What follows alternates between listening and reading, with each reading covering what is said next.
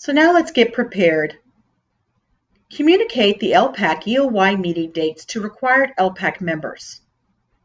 Also, refer to the exit criteria chart for each grade level and gather assessment results for potential exit students. The oral IPT, refer to the oral IPT guidance. IPT writing for grade 1 only. The Iowa.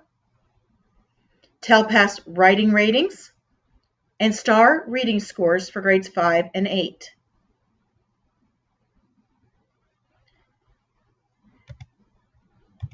When looking at the exit criteria, it's important to make sure that you know the exit criteria for each grade level and that you understand that IPT will take place for the domains of listening and speaking scores, since TELPAS listening and speaking may not be available until August 2018 this year. You will need to look per grade level for reading, whether it's going to be Iowa or STAR. And for writing, again, grade 1 will be IPT writing. Grades 2, 3, 5, 6, 8, 11, and 12 will have the requirement of advanced high and TELPAS writing, while grades 4, 7, 9, and 10 will be using the STAR exam for their writing criteria. Notice also that in 9th grade, the reading and writing components are in one test for the English 1, and 10th grade, they're in English 2. You can locate the exit criteria by going into the department site, scrolling down to multilingual programs. On the left-hand side, clicking on compliance, and scrolling down until you find category 5.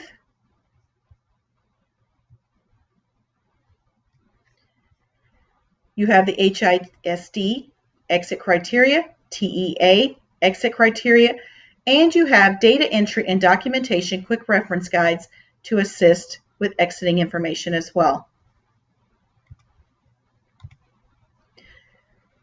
You also want to have your LPAC MOY minutes available to identify students who were recommended designated supports on STAR reading and writing that would prevent them from meeting exit criteria. So in order to find your middle of the year minutes, you would go back and go into your collaboration sites, multilingual documents and forms, click inside the blue square,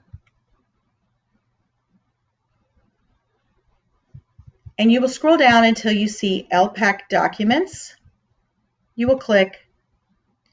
Inside LPAC documents, you will have 3 folders.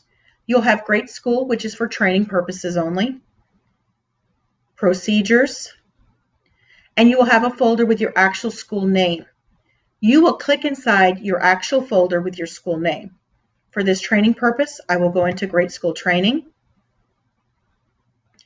When you get into your folder with your campus name, you will look for the folder that says 2017-18 and open it. And you will see that you have 3 folders, the beginning of the year, middle of the year, and end of the year. Since we're going to look at our middle of the year minutes, you would click inside your middle of the year folder, and you would look for your Excel for your middle of the year. Your Excel for your middle of the year will look as such. You will have eligible to be considered for exit sections on this side.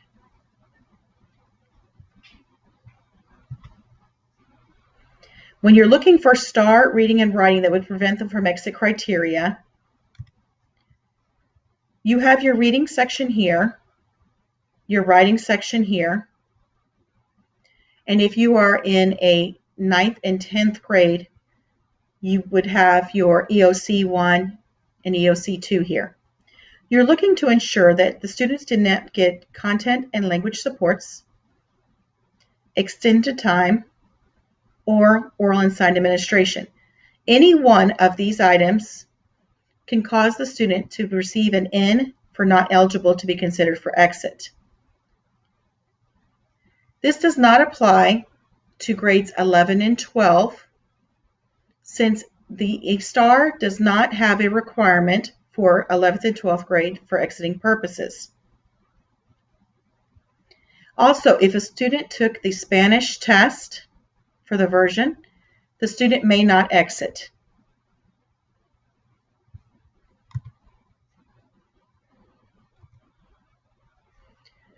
You also need to have your monitoring forms available for your M1 and M2s. These forms should have already been filled out for this school year. To find these forms,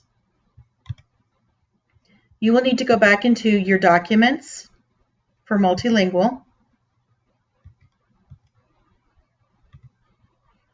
So you'll go back into your employee portal, department sites. You'll scroll down till you see multilingual programs, compliance, and you will go to your category 5.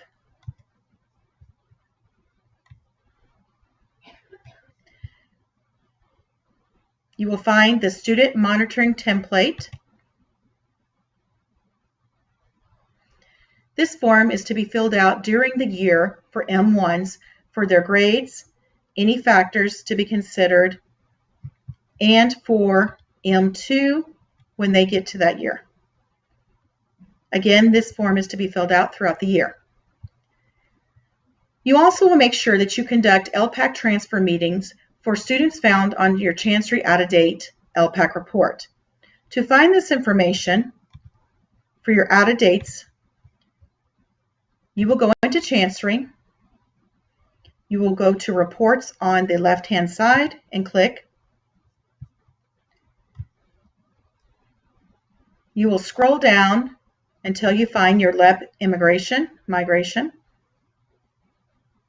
and you will go to H out-of-date LPAC. You will click, and then you will run.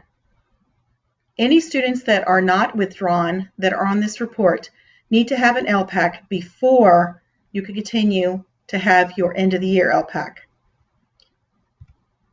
The form for the transfer minutes looks like this with the student name, ID, grade, and so information.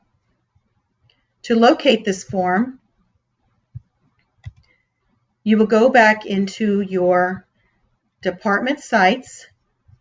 Again, you clicked on compliance, and you will actually go to category 3, which is where you will find any additional minutes, including placement and transfer minutes. Your multilingual forms, LPAC minutes, Texas transfer will be located here.